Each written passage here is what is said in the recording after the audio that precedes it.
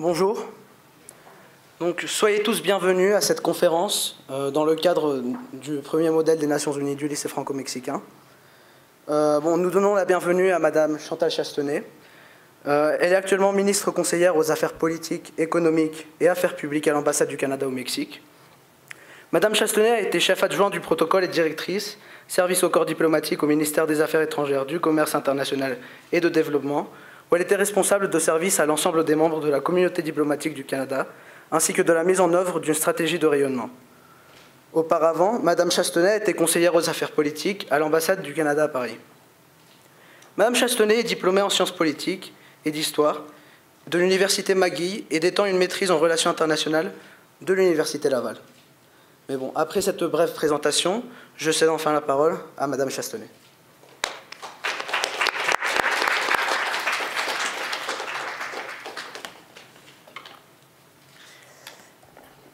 Bonjour à tous, buenas tardes.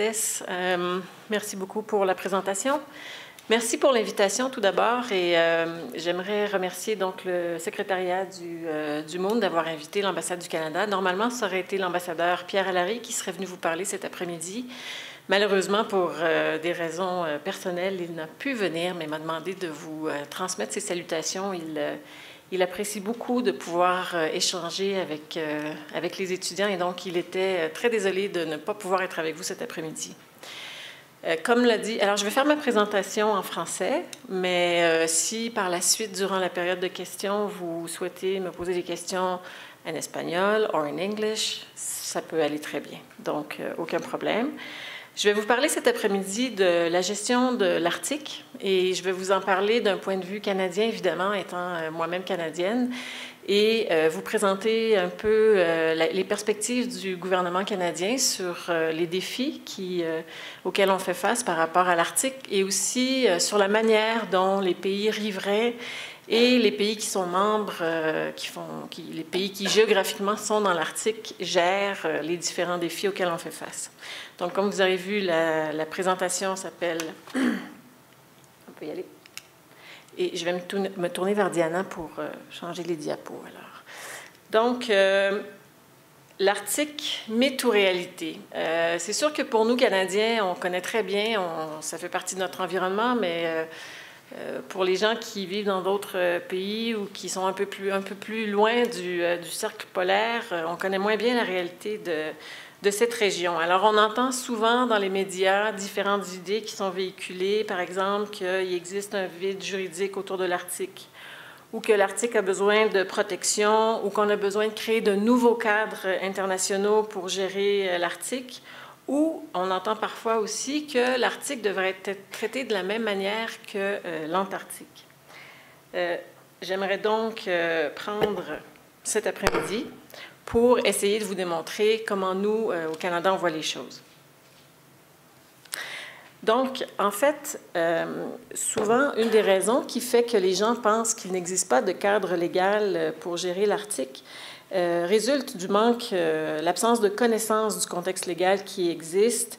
Et parfois, on entend dans les médias des nouvelles qui nous donnent l'impression qu'il y a beaucoup de tensions géopolitiques liées, par exemple, aux possibles routes de navigation, à l'approvisionnement en énergie ou à la sécurité dans la région. Alors, dans ma présentation, j'aimerais dissiper certaines des méprises communes et vous montrer que l'Arctique est une région qui est fondée sur des règles où les disputes et les désaccords entre les voisins sont bien gérés par les voisins en question et entre les voisins en question.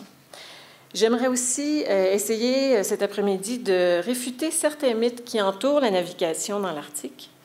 Et nous allons aussi nous pencher sur certains concepts et passerons rapidement, parce que j'aimerais vous dire que je ne suis pas une experte légale, donc je vais quand même rester dans les termes généraux. J'ai des collègues aux affaires étrangères au Canada qui connaissent mieux tous les tenants et les aboutissants du secteur légal, mais je vais partager avec vous une idée un peu générale du cadre légal qui s'applique à l'Arctique. Et je vais aussi passer avec vous en revue les disputes qui impliquent le Canada dans l'Arctique et les propositions qui sont formulées par le Canada auprès de la Commission sur les limites du plateau continental, avant d'entamer une discussion sur le fameux passage du Nord-Ouest et la navigation dans l'Arctique du Canada. J'aimerais aussi en profiter pour vous donner un aperçu de la vision canadienne pour l'Arctique canadien. Donc, je vais vous donner quand même une perspective canadienne de ce que c'est la réalité dans l'Arctique du point de vue de mon pays. Merci beaucoup. Ah, la prochaine. J'ai oublié de te le demander. Donc, vous voyez là une carte qui vous donne le point de vue sur le pôle Nord et sur lequel vous allez voir, et on va y revenir, on va voir des cartes un peu plus précises, mais qui vont vous montrer que les deux pays qui ont le littoral ou la côte la plus étendue sur l'océan Arctique sont le Canada et la Russie. Et comme on le dit ici, et je vous en parlerai un peu plus longuement tout à l'heure, les questions bilatérales ayant trait à l'Arctique sont traitées avec les différents pays qui en sont membres. Pour nous, les États-Unis sont un des partenaires les plus importants. Et ce qui est intéressant et ce dont on va parler un peu plus loin, c'est qu'il y a des pays qui ne sont pas des pays riverains de l'Arctique, mais qui cherchent à coopérer avec le Canada et avec les autres pays membres du Conseil de l'Arctique pour essayer de régler certains des défis auxquels on fait face. Merci. Alors, voici une carte du Canada. Et si vous regardez bien, la partie en bleu, c'est l'Arctique canadien, c'est le Grand Nord canadien. Et si vous voyez la carte en jaune, pour ceux d'entre vous qui sont européens, vous verrez que l'Europe entre presque au complet dans le Grand Nord canadien. Alors, il y a quelques chiffres aussi qui sont intéressants pour vous, je pense. Donc, vous pouvez y voir qu'il y a 2 points importants à retenir à propos du Nord canadien. Il s'agit d'un territoire immense, comme vous pouvez le voir sur la carte. C'est à peu près 40 % du territoire canadien. À peu près 200 000 km² sont recouverts de glaciers et de champs de glace. Et il y a très peu de personnes qui y vivent. On parle de moins de 1 % de la population canadienne. Donc, dans tout le territoire du Nord canadien, il y a environ 100 000 personnes qui résident, dont certains font partie de différents groupes autochtones qui sont là depuis des centaines et des milliers d'années. Ensemble, les territoires couvrent donc 40 % les territoires du Nord, 40 % de la masse, comme je l'ai dit, du territoire canadien. En comparaison, le Nord canadien n'est plus petit, comment vous expliquer ça, n'est que de 10 % plus petit que les 27 États membres de l'Europe. Mais cette dernière compte un demi-milliard de personnes contre 100 000 dans le Grand Nord canadien. Alors, ça vous donne un peu un ordre de grandeur entre les différents territoires. Le nord du Canada, comme vous pouvez l'imaginer, pour nous, Canadiens, l'Arctique est fondamental en termes d'identité. Le Canada est le 2e pays le plus grand de l'Arctique en termes de surface. Et comme je le disais, c'est l'habitat de 114 000 personnes, 114 000 Canadiens. Pour ceux qui connaissent un peu le Canada, il y a 3 territoires qui composent le Grand Nord canadien, le Yukon, les territoires du Nord-Ouest et le Nunavut. Et les enjeux auxquels font face les communautés du Nord sont par conséquent importants, y compris, vous pouvez vous imaginer, dans un isolement pareil, l'absence d'infrastructures telles que des routes et des services à haut débit, par exemple, pour vous tous qui êtes branchés à Internet plusieurs heures par jour. Vous comprendrez que c'est moins facile quand on habite dans le Grand Nord canadien.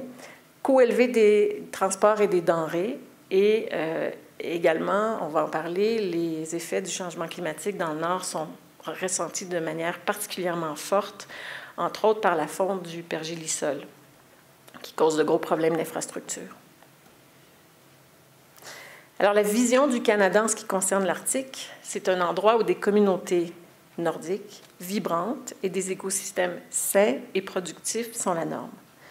Pour nous, notre vision pour l'Arctique s'inscrit dans le sillage de l'engagement historique du Canada de protéger l'environnement de l'Arctique et de développer son potentiel de manière durable, éclairé par les partenariats avec les différents peuples autochtones qui y vivent, pour le bénéfice des résidents de l'Arctique et de tous les Canadiens. Ce que nous souhaitons aussi en termes de priorité pour le Nord, c'est un développement économique durable. Donc, c'est quelque chose que vous allez m'entendre répéter souvent cet après-midi. Le Canada est directement donc impacté par les très grands effets des changements climatiques dans l'Arctique. Et c'est donc une de nos priorités, c'est de trouver des solutions pour y répondre, tout en tenant compte des besoins des populations qui y habitent. Alors, donc, on veut favoriser la croissance et le développement dans le Nord dans des secteurs clés, tels que, par exemple, les géosciences, l'énergie renouvelable, les ressources naturelles et les secteurs touristiques et culturels. Donc, nous souhaitons donc accroître l'économie et protéger l'environnement en même temps. Nous voulons soutenir la croissance de l'économie du Nord parce que comme ce sont des communautés qui sont très isolées et où il y a très peu de possibilités, pour eux, le développement économique est très important. Ensuite, comme je vous ai dit, j'y reviens, protection de l'environnement de l'Arctique. C'est une des priorités pour le gouvernement du Canada. Donc, on a beaucoup de projets liés à l'énergie renouvelable et des programmes aussi d'adaptation au changement climatique. Et donc, au niveau du gouvernement canadien, nous avons beaucoup d'initiatives qui visent à répondre au changement climatique et à soutenir une économie propre. Donc, on essaie à travers de financer des projets d'énergie renouvelable, par exemple, dans des communautés qui sont hors réseau ou qui ont recours au diesel, dont on essaie de faire des changements d'énergie, et un programme d'adaptation au changement climatique pour instaurer la résilience parmi les communautés du Nord. Alors, je trouvais que cette diapo était intéressante parce qu'on y voit les changements qui ont eu lieu dans les 100 dernières années pour les communautés qui vivent dans le Nord. Alors, comme vous voyez, en 1917, les communautés de l'Arctique vivaient encore de modes de vie traditionnels, donc de la pêche, de la chasse. C'était souvent des communautés nomades qui se déplaçaient parce que, bon, comme c'était la chasse et la pêche, ils se déplaçaient avec les animaux selon les saisons. En 2017, comme vous voyez, il y a maintenant des communautés qui sont sédentaires. Il y a des villages qui ont été créés. Il y a eu vraiment un bouleversement dans les 100 dernières années du mode de vie des communautés nordiques. On travaille beaucoup avec eux pour essayer de faciliter l'adaptation et améliorer leur mode de vie dans le Nord. Alors ça, c'est intéressant. Je vais vous laisser lire les différents points qui sont sur la diapo, mais vous verrez que ce sont les points qui sont tirés d'une déclaration conjointe qui a été présentée par le premier ministre Trudeau, donc le premier ministre du Canada, et le précédent président américain, le président Obama, en décembre 2016, pour une déclaration commune entre donc deux des pays principaux de l'Arctique pour déterminer, pour s'engager à élaborer un nouveau cadre stratégique pour l'Arctique. Et je vous en parlerai un peu plus tard, mais au niveau du Conseil de l'Arctique, la présidence tourne entre les pays membres et jusqu'à, disons, à peu près l'été de mars 2017, ou peut-être maintenant ou un peu plus tard, jusqu'à donc cet été à peu près, ce sont les États-Unis qui sont les présidents du Conseil de l'Arctique. Et comme vous savez, il y a un changement en termes de politique aux États-Unis avec la nouvelle administration américaine. Donc, on va voir ce que ça va signifier à long terme pour l'engagement dans l'Arctique. Mais c'est intéressant que juste avant la fin de son mandat, le président Obama a tenu à exprimer, à présenter cette déclaration conjointe avec le Canada. Je devrais vous dire aussi que la présidence américaine pour les 2 années du Conseil de l'Arctique était vraiment centrée sur le développement durable, la protection de l'environnement, l'adaptation au changement climatique dans le Nord. Donc, en quelques mots, ce que les deux chefs d'État ont dit, c'est qu'ils voulaient s'engager pour élaborer conjointement un nouveau cadre stratégique pour l'Arctique. C'était très important en ce moment parce qu'on est vraiment dans un contexte où il y a une série de changements de paradigme dans tous les domaines, donc géopolitiques, environnementaux et économiques. Merci. Et finalement, c'est pour vous montrer un peu l'impact direct qu'on voit des changements qui ont eu lieu dans les dernières années. L'Arctique est une des régions qui a le plus, là où la température a le plus augmenté au cours des 20 dernières années. Et vous pouvez voir sur la carte la partie en blanc et la partie où il y a ce qu'on appelle, c'est la glace éternelle. Là, il y a un mot plus... la glace de mer. Donc, c'est ce qui reste de la calotte glaciaire, en fait. Et si vous voyez la ligne en mauve, c'est ce que c'était entre 1981 et 2010. Donc, on voit directement l'impact que la hausse des températures a eu au cours des, disons, 30 dernières années sur la calotte glaciaire. Vous voyez aussi dans la ville de Dawson, au Yukon, que les édifices souffrent également des changements au niveau du pergélisol. Donc, comme le sol était gelé toute l'année, les constructions étaient tout simplement posées sur le sol. Mais avec la hausse des températures, il y a maintenant, le sol n'est plus gelé 365 jours par année, ce qui fait que ça cause énormément de problèmes au niveau des édifices et aussi le long des côtes. Ça cause des problèmes au niveau de l'érosion. Et donc, il y a certaines des communautés arctiques qui sont vraiment sur le bord, le long de la côte, qui souffrent énormément de l'érosion des sols et dont les infrastructures doivent être repensées et reconstruites. On parle beaucoup d'adaptation au changement climatique. Ça ne peut se faire que par la recherche scientifique, que par l'innovation, que par l'utilisation de nouvelles technologies. Donc, comme le dit la diapo, le Nord subit de grands changements.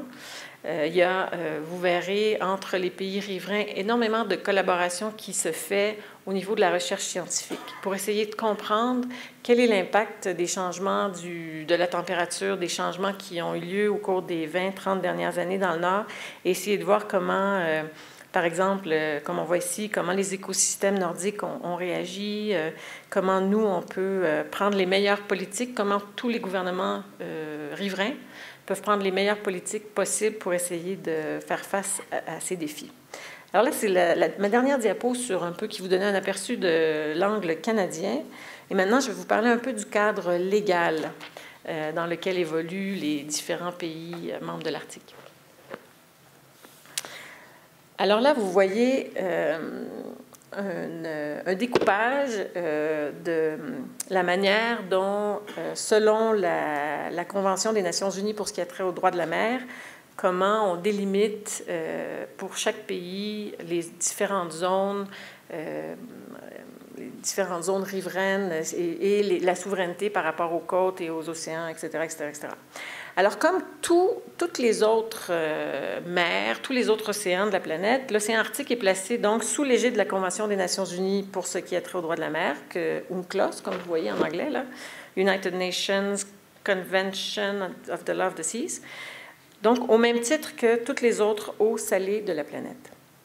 UNCLOS est un régime détaillé qui pourvoit aux droits et aux obligations qui régissent les relations entre les États pour ce qui a trait aux océans. Cette image vous donne une idée de l'exhaustivité du régime juridictionnel placé sous l'égide du droit international de la mer qui s'applique à l'eau, au fond marin et au sous-sol. Je ne vais pas entrer dans tous les détails de ce cadre. Comme je vous ai dit, je ne suis pas juriste, mais la règle générale dicte que les droits et la juridiction des États sont définis en fonction de la distance depuis la côte des États côtiers. Les droits des États côtiers diminuent à mesure que l'on s'éloigne de la côte. Donc, vous voyez, par exemple, sur le graphique, là, on parle de la zone économique exclusive de 200 000 marais. Quand on parle de différents en termes d'eau territoriale et tout ça, vous allez souvent entendre parler de la ZEE ou de la zone, cette fameuse zone économique exclusive. Aussi loin que puisse être située une terre de l'Arctique, il n'existe aucune différence entre celle-ci et une autre terre ailleurs dans le monde. De même que les terres de tous les pays de la planète sont placées sous l'égide des lois et réglementations des États respectifs, les terres de l'Arctique sont placées sous l'égide des lois respectives et des règlements des 8 États de l'Arctique. Et à cet effet, en 2008, les États de l'Arctique ont présenté la déclaration d'Ilulissat qui explique l'applicabilité du cadre légal existant pour les 5 États côtiers de l'océan Arctique. Dans cette déclaration, les 5 États côtiers ont rappelé qu'il existe un cadre légal étendu qui s'applique à tous les océans de la Terre, y compris l'océan Arctique, à savoir le droit de la mer. Les 5 États côtiers de l'océan Arctique ont en outre déclaré qu'ils se sont engagés à recourir à ce cadre légal pour résoudre toutes les questions ou les réclamations qui se chevauchent dans l'Arctique. De manière significative, cette déclaration ne fait aucune référence aux soi-disant tensions entre les États de l'Arctique. Alors maintenant que je vous ai donné un très bref aperçu, je l'admets, du cadre légal et politique, j'aimerais passer en revue la souveraineté du Canada dans l'Arctique et la gestion des disputes qui impliquent le Canada. En règle générale, le Canada jouit d'une souveraineté historique sur ces îles de l'Arctique qui est bien établie. Personne ne conteste que les eaux de l'Arctique sont canadiennes. Les eaux de l'Arctique du Canada, pardon, sont canadiennes. Il y a 3 disputes bien gérées, que vous pouvez voir sur la diapo derrière moi, qui opposent le Canada à ses voisins. De ces disputes, une seule a trait aux terres. Les 2 autres ont trait aux frontières maritimes. Elles sont différentes des centaines d'autres disputes. Elles ne sont pas différentes, pardon, des centaines d'autres disputes concernant les frontières maritimes entre les États qui durent encore un peu partout dans la planète. Vous pouvez voir sur cette carte où sont situées les disputes. Le numéro 1 correspond donc à l'île d'Anse, et vous allez voir une photo un peu plus loin. Le numéro 2 correspond à la mer de Lincoln et 3 à la mer de Beaufort. Chacune de ces disputes sera résolue pacifiquement et en accord avec le droit international. Alors, l'île d'Anse, c'est le gros caillou, là, à gauche. C'est donc une île petite. Comme vous voyez, elle se trouve à la frontière entre le Groenland, donc le Danemark, et le Canada. C'est une petite île inhabitable qui s'étend sur 1,3 km². Afin de vous donner un meilleur aperçu de la taille de l'île, l'île est 2,6 fois plus petite que Central Park à New York. Donc, c'est vraiment minuscule. Cette dispute avec le Danemark ne concerne que l'île et n'a aucune implication sur les eaux tout autour ou les fonds marins. La frontière maritime sur les rives au nord et au sud de l'île de Hans a été établie en 1970 entre le Canada et le Danemark. La dispute est bien gérée en vertu de la déclaration conjointe de septembre 2005, faite par le Canada et le Danemark. Pour la mer de Lincoln, je vais en parler à la diapositive suivante, mais vous pouvez voir les 2 flèches qui pointent sur de toutes petites zones où la ligne diverge. Est-ce que vous pouvez voir où sont les 2 flèches? Et finalement, il y a la mer de Beaufort, qui est une dispute entre le Canada et les États-Unis, qui est bien gérée et qui concerne la frontière maritime au nord du Yukon et de l'Alaska. Les États-Unis ne sont pas d'accord. Il y a les délégués des États-Unis ici, là, dans la salle. Oui, bonjour. Alors, les États-Unis ne sont pas d'accord avec la position du Canada qui dit que le traité anglo-russe, un petit peu d'histoire ici, de 1825, établit la frontière maritime, correspond au 141e méridien, en guise d'extension de la frontière terrestre acceptée et prétend plutôt qu'une ligne équidistance devrait être appliquée. Cette zone de près de 6250 milles nautiques carrés fait l'objet d'une dispute dans les eaux territoriales et dans la zone économique exclusive. Il y a fort à parier que les plateaux continentaux étendus du Canada et des États-Unis se chevaucheront à hauteur de 200 milles nautiques au-delà de la mer de Beaufort. L'étendue et la localisation du chevauchement n'est toutefois pas encore connue. Outre le terrain d'entente auquel sont parvenus le ministère des Affaires étrangères du Canada et le secrétariat d'État américain en janvier 2010, les experts gouvernementaux des 2 pays ont engagé un dialogue centré sur les aspects techniques de la frontière maritime dans la mer de Beaufort, mais également du plateau continental étendu. Le ministre des Affaires étrangères et le secrétaire d'État américain ont en outre convenu qu'il serait important de mener à bien une étude avant de poursuivre plus avant des discussions plus poussées concernant la frontière maritime. Et peut-être pour votre information, comme vous savez peut-être, dans la mer de Beaufort, les scientifiques croient qu'il y a de très grandes réserves de pétrole et de gaz. Et plusieurs pensent que c'est une des raisons pour lesquelles il y a ce différend entre le Canada et les États-Unis. Mais dans la déclaration donc de décembre 2016, dont je vous ai parlé un peu plus tôt, le Canada et les États-Unis se sont engagés à ne pas... ils ont désigné toutes les eaux de l'Arctique canadien comme indéfiniment hors des limites de pétrole offshore de l'Arctique et des concessions gazières. Et cette décision, donc, qui a été prise par le Canada et les États-Unis de ne pas exploiter les ressources qui se trouvent là, feront l'objet d'une révision tous les 5 ans, au regard d'une analyse scientifique du cycle de vie climatique et marin. Ah, on est rendu à la mer de Lincoln. Alors, le 28 novembre 2012, le Canada et le Royaume du Danemark ont annoncé que les négociateurs avaient conclu un accord de principe sur le tracé de la frontière maritime dans la mer de Lincoln, une étendue d'eau située au nord de l'île d'Ellesmere et du Groenland. Cette nouvelle frontière règle un différend remontant aux années 1970 entre le Canada et le Danemark au sujet d'une petite zone d'environ 65 000 marins carrés dans la mer de Lincoln. La ligne qui a été convenue à l'issue d'un référendum et qui a été annoncée en novembre 2012 correspond à une ligne équidistante qui s'étend sur 200 000 nautiques depuis les côtes de l'île d'Ellesmere et le nord du Groenland. Et maintenant, le tracé du plateau continental étendu.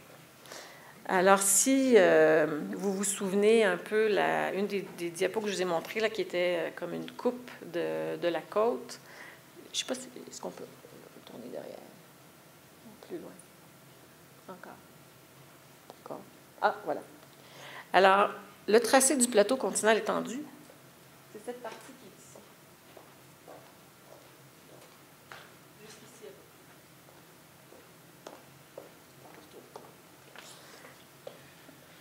Donc, le plateau continental étendu canadien.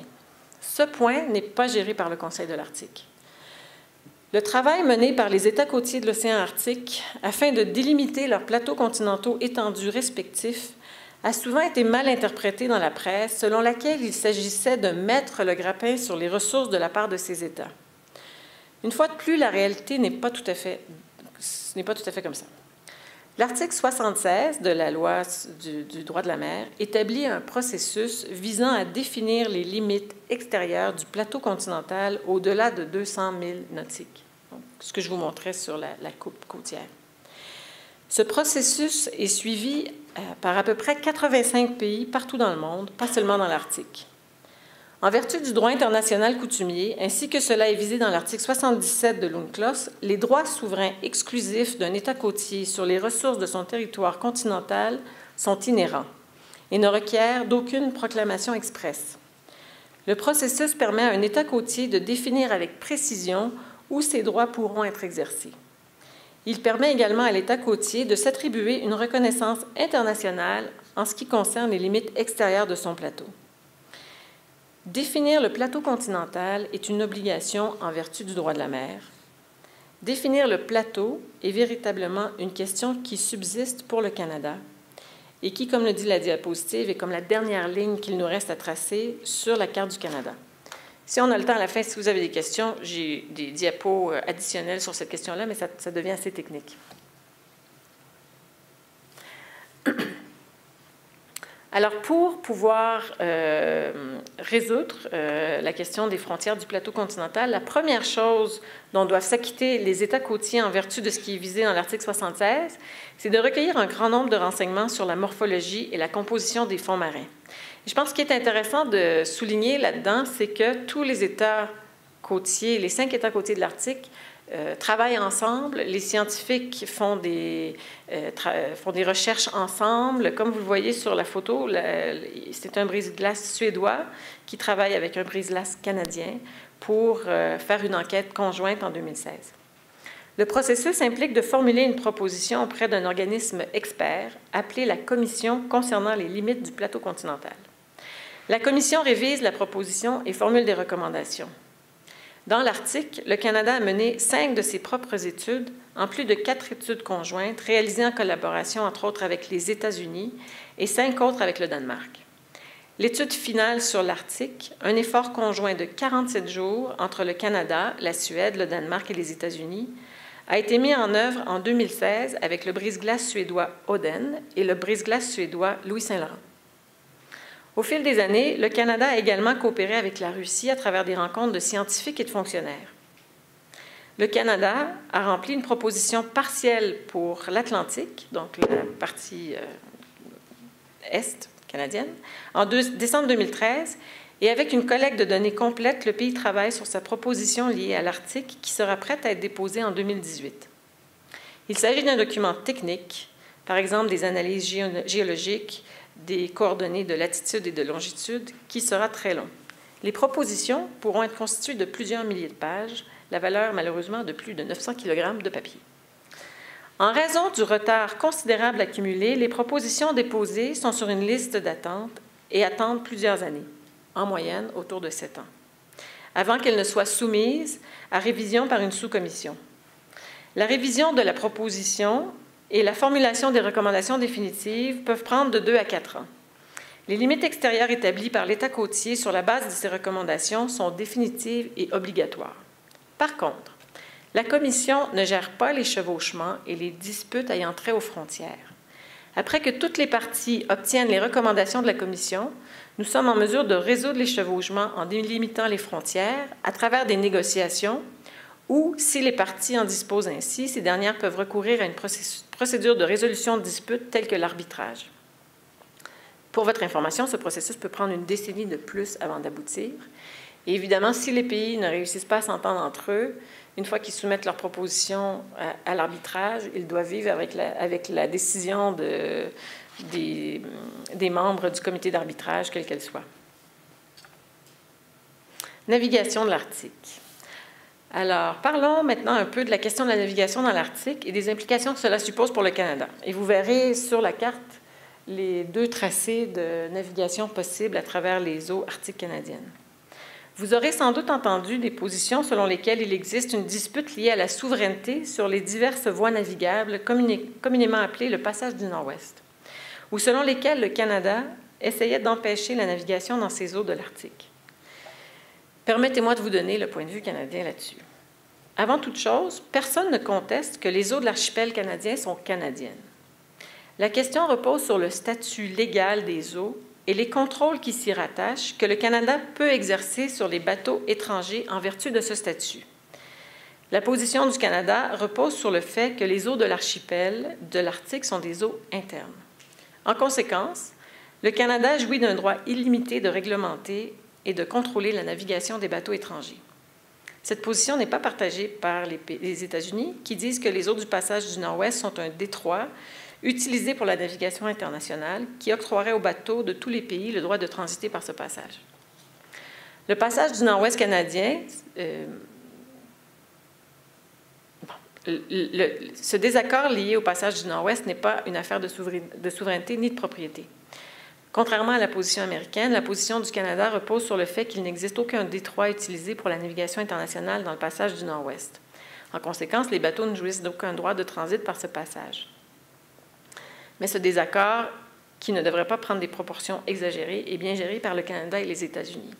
Et seulement pour vous donner un petit peu d'informations aussi, on est loin du moment où la navigation est très facile dans le passage du Nord-Ouest.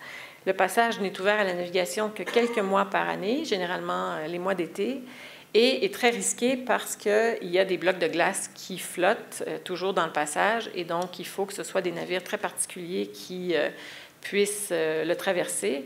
Donc, pour ceux qui voient le passage du Nord-Ouest comme une très grande opportunité au niveau du passage des navires commerciaux, on est encore loin du moment où ce serait vraiment possible.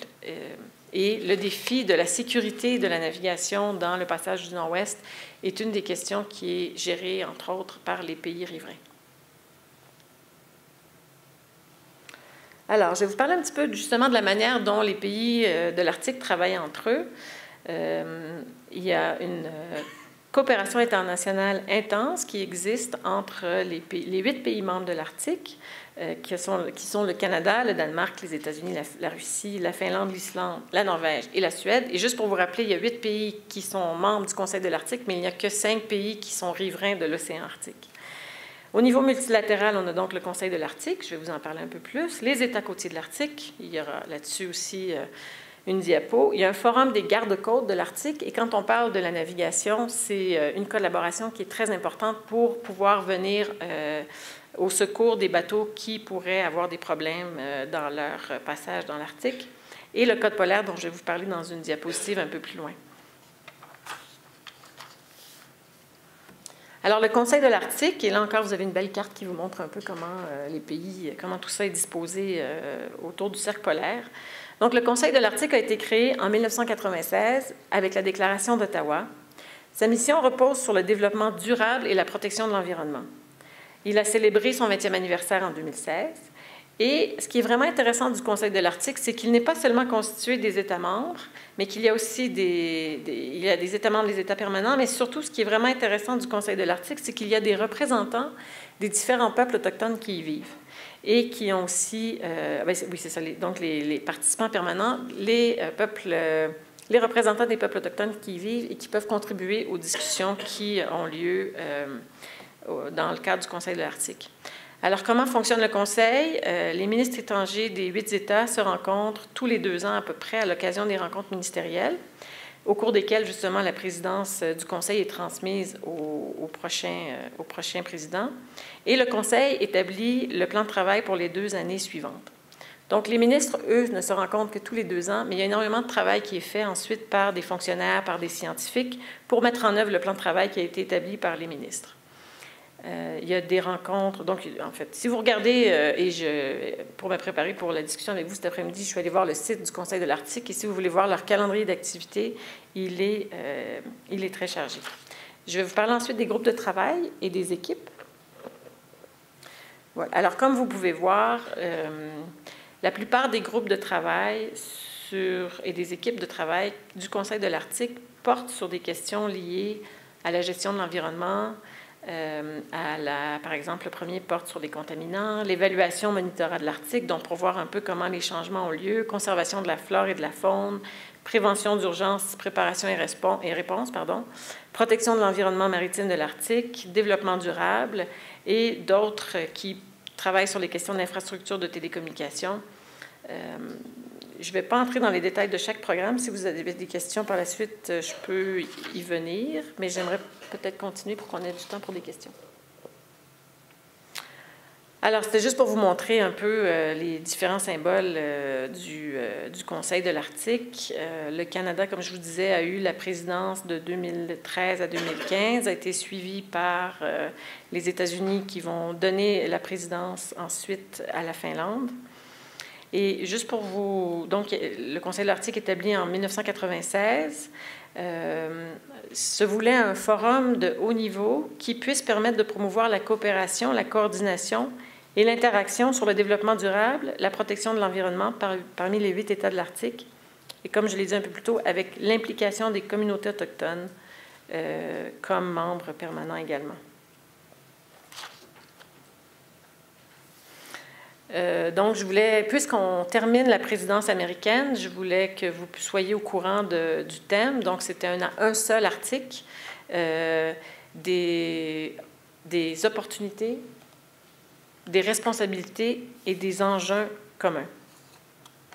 Et nous avons appuyé ce programme donc, qui visait à améliorer les conditions économiques et de vie des peuples du Nord, la sécurité de l'océan Arctique, la sécurité et l'intendance, et répondre aux impacts du changement climatique. Et comme je vous l'ai dit, la prochaine présidence sera celle de la Finlande. Alors, je parlais des accidents en mer. Alors, ce navire a coulé en 2007. C'est un navire explorateur qui faisait des recherches dans l'Arctique. Alors, pourquoi disposons-nous de ces mesures spéciales dans l'Arctique canadien pour protéger l'environnement et pourquoi la Convention des Nations unies sur le droit de la mer y pourvoit-elle? Parce qu'il existe des risques croissants de naviguer dans l'Arctique en comparaison avec les conditions normales de navigation présentes ailleurs dans le monde. L'environnement de l'Arctique est également plus fragile que d'autres écosystèmes et des accidents, la pollution qui en découle, pourrait avoir de plus fâcheuses conséquences dans l'Antarctique qu'ailleurs, y compris pour les populations qui y habitent.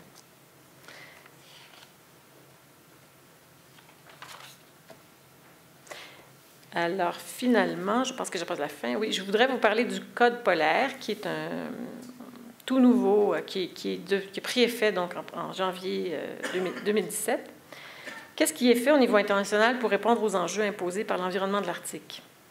Le Code polaire est une toute récente et importante initiative internationale au sein de l'Organisation maritime internationale, l'agence spécialisée pour la navigation des Nations unies, qui est entrée en vigueur le 1er janvier 2017 à travers des changements opérés dans la Convention de la sécurité de la vie en mer de l'IMO et la Convention internationale pour la prévention de la pollution des bateaux. Le Canada a été une des forces motrices derrière cette décision de lancer les négociations et un des participants très actifs, également riche de notre expérience en matière de réglementation de la navigation dans l'Arctique. Le but du Code polaire est de résoudre les dangers spécifiques à la navigation polaire, tels que la glace, l'isolement et les conditions climatiques extrêmes, qui sont autant d'éléments qui n'étaient pas pris en considération lorsque d'autres standards internationaux de protection de l'environnement et de sécurité qui portent sur la navigation dans des conditions normales ont été développés. Le Code polaire établit des standards solides qui assurent des niveaux de sécurité suffisants pour les bateaux, les équipages et les passagers, et pour garantir une protection efficace du fragile environnement marin de l'Arctique. Cela n'affecte pas le droit des États côtiers d'adopter et d'imposer des mesures pour la protection de l'environnement marin dans leurs eaux recouvertes par les glaces. Donc, en conclusion, ce que j'ai essayé de vous montrer aujourd'hui, c'est de voir et de identifier et dissiper certaines des méprises communes concernant l'Arctique et la gestion de l'Arctique. La réalité générale, c'est qu'un cadre législatif exhaustif existe déjà pour l'Arctique. Par exemple, le droit de la mer, des lois et des réglementations des 8 États de l'Arctique, les accords multilatéraux ayant trait à la pollution, à la recherche, au sauvetage et le Code polaire obligatoire. Dans le même ordre d'idées, les disputes et les désaccords entre les voisins de l'Arctique sont bien gérés, comme j'ai pu vous le montrer avec la mer de Lincoln, l'île d'Anse et la mer de Beaufort. Au sein du Conseil de l'Arctique et d'autres forums, les États de l'Arctique continueront à collaborer étroitement sur les questions telles que le plateau continental étendu, la navigation dans l'océan Arctique et la protection de l'environnement unique de l'Arctique. Et donc, avant de répondre à vos questions, je voudrais souligner une fois de plus que le Canada n'a pas de revendication liée à la souveraineté sur l'Arctique. La souveraineté du Canada est un fait. Il n'existe aucune dispute liée à la propriété des terres et des eaux de l'Arctique canadien au regard de ce qui a été dit. Par contre, oui, voilà. Donc, oui, donc, voilà, je vous remercie de m'avoir donné l'occasion de passer ce bout d'après-midi avec vous.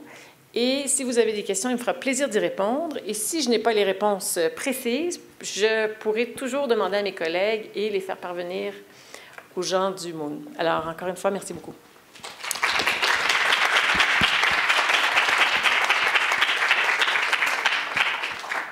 Nous remercions Madame Chastenay pour sa présentation.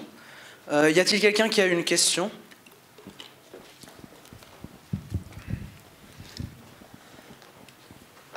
Bonsoir Madame, c'est un plaisir pour moi de vous avoir écouté. La question que j'ai, c'est quelle est la position du Canada concernant la protection environnementale? Quelles sont les actions qui ont été faites? Et voilà. C'est une grande question. En termes d'Arctique, pour l'Arctique précisément ou en général? En général, par exemple, dans les zones territoriales du Canada, c'est qu'elle propose pour la protection de cet écosystème? Bon, comme je le disais, je vais vous trouver... Attendez un petit peu.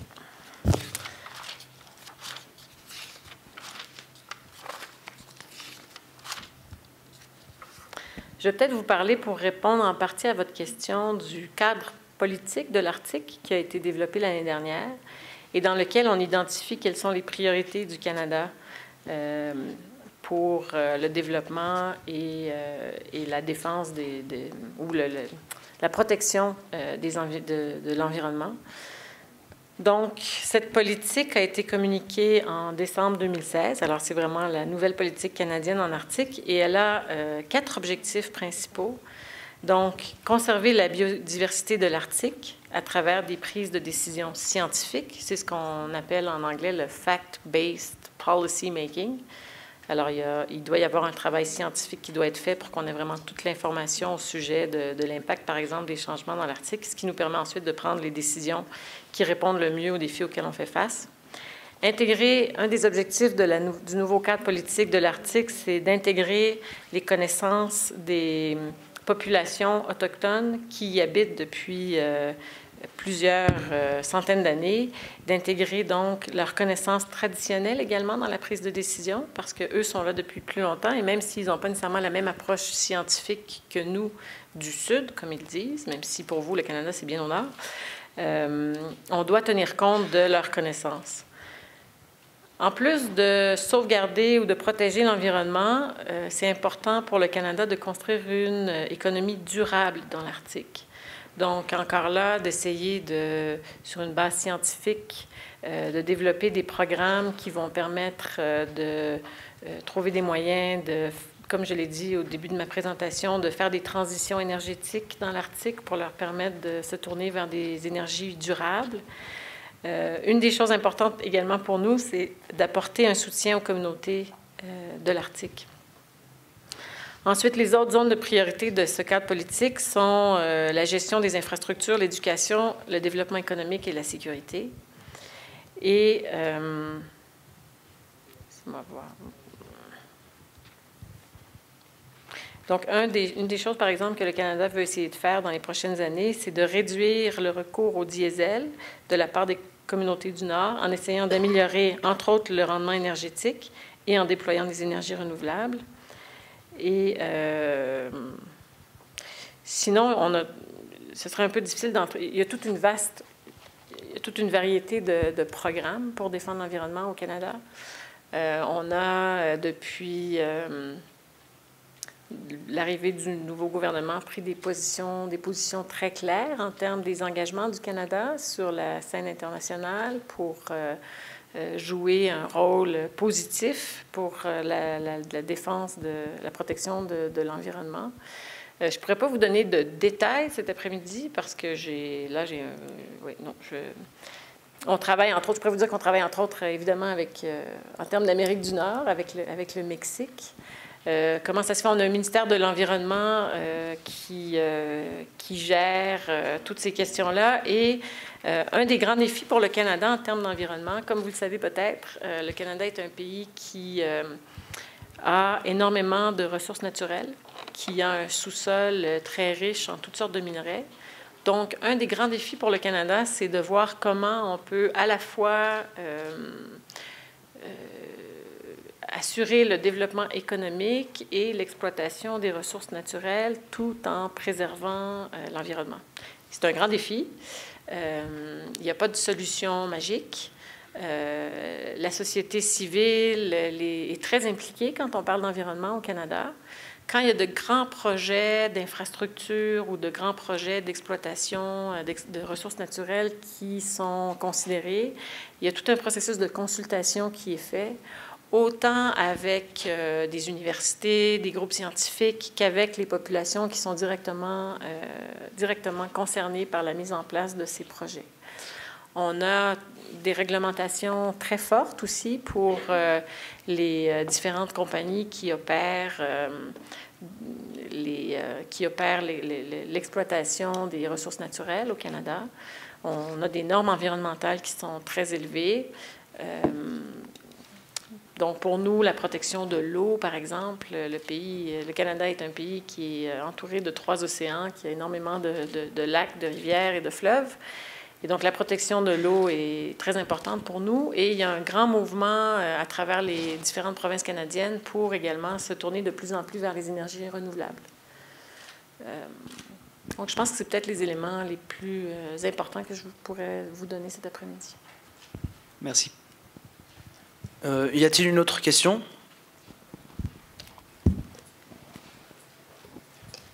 Bon, en première instance, merci beaucoup pour toutes les choses qu'on a apprises avec vous. Et dans une deuxième, comme la question, comme vous pouvez voir, moi je suis la délégation des États-Unis et pourtant, comment est la relation maintenant avec la nouvelle administration de Donald J. Trump au Canada en l'aspect de nord de l'Arctique? Parce que dans ce moment, comme vous pouvez savoir, l'administration, il ne croit pas qu'il a un problème réellement, et pourtant c'est un problème pour l'Arctique.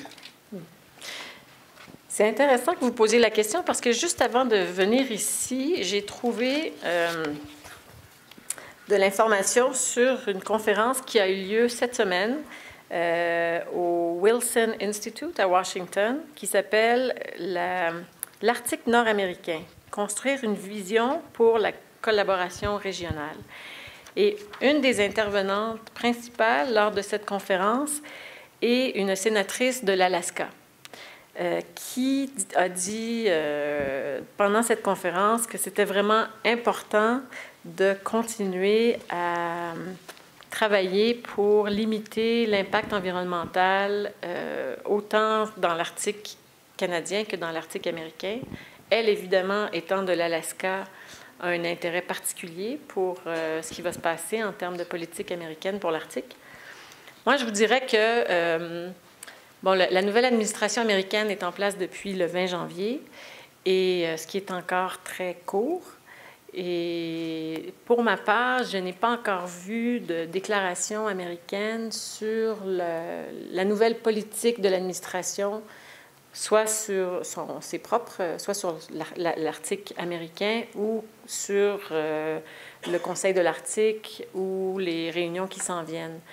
Donc, je ne crois pas que le nouveau président semble avoir développé un programme chargé qu'il essaie de mettre en œuvre, et je ne crois pas qu'il soit encore rendu à l'Arctique. Alors, nous, comme Canadiens, évidemment, on est comme le Mexique, on fait partie du même continent, donc le continent nord-américain. On partage un environnement commun. On dit souvent qu'il est symbolisé par le papillon monarque qui fait le voyage du Canada au Mexique chaque année.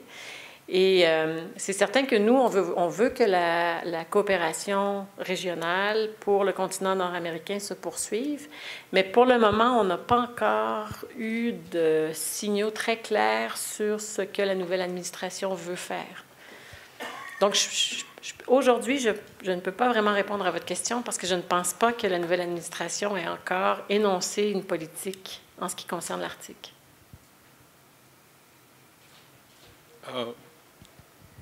Comme deuxième question, comme le Conseil de l'Arctique, dans ce moment, il est le président des États-Unis, et pourtant, comme Canada, vous voyez un changement dans le Conseil de l'Arctique avec la nouvelle administration? Vous voyez une chose qui a changé ou pas? Comme je vous dis, c'est encore très tôt. On est le 31 mars, donc ça fait à peine 2 mois que la nouvelle administration est en place. Pour le moment, comme je vous dis, je n'ai pas encore vu de signe qu'il y a des changements majeurs. C'est certain que ça aurait peut-être été plus clair si la présidence américaine du Conseil de l'Arctique s'était poursuivie plus longtemps. Mais comme on arrive au moment de la transition et que la Finlande va prendre la présidence, je pense que l'impact sera peut-être moins grand que si la présidence américaine s'était poursuivie pendant encore une année, ce qui leur aurait permis de faire peut-être des changements plus grands à leur programme pour leur présidence de l'Arctique. Il se peut qu'ils ne soient pas d'accord avec les positions qui vont être présentées avec la nouvelle présidence, mais ils n'auront plus le même rôle à ce moment-là.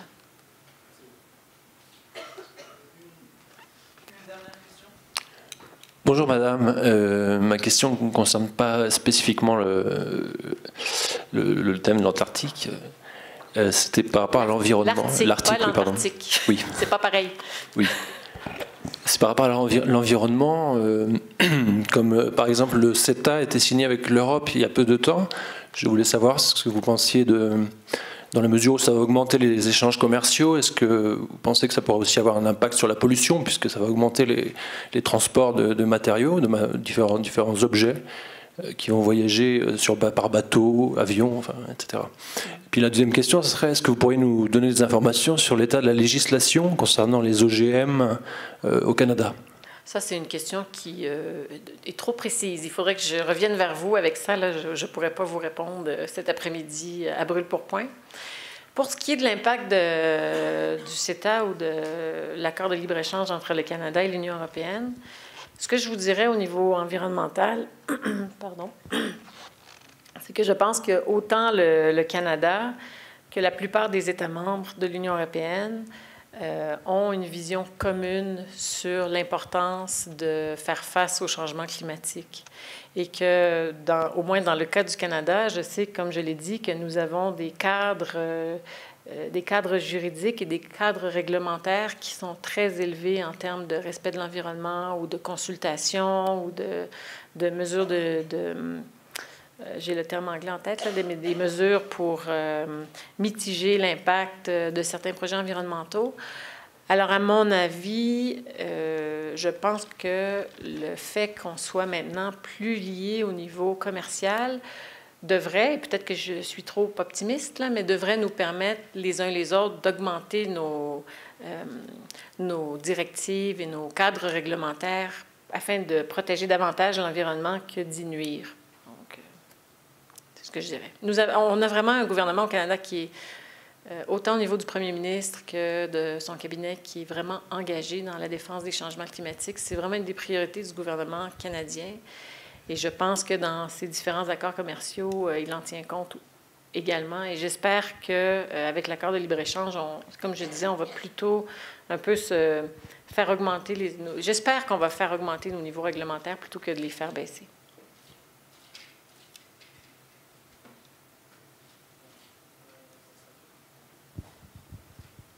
Merci beaucoup.